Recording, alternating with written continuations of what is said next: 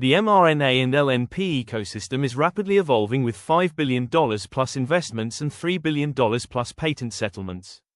InsightAce tracks 735 plus patent families and 15 plus strategic deals shaping the industry. Post-pandemic capital is shifting toward oncology mRNA, LNP delivery platforms, and in-vivo cell therapy. Investment momentum rebounded in 2025 with $2 billion, $3 billion plus funding activity. Major deals between 2024 to 2026 highlight strong consolidation across the mRNA ecosystem. Key transactions include Arbutus Moderna $2.25 billion and AbbVie Capstan $2.1 billion partnerships.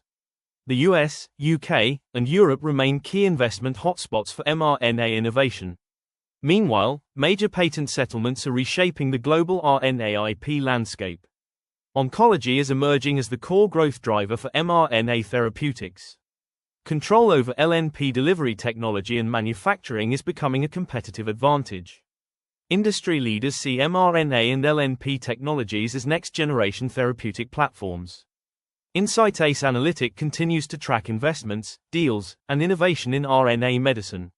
For more information, feel free to get in touch with us.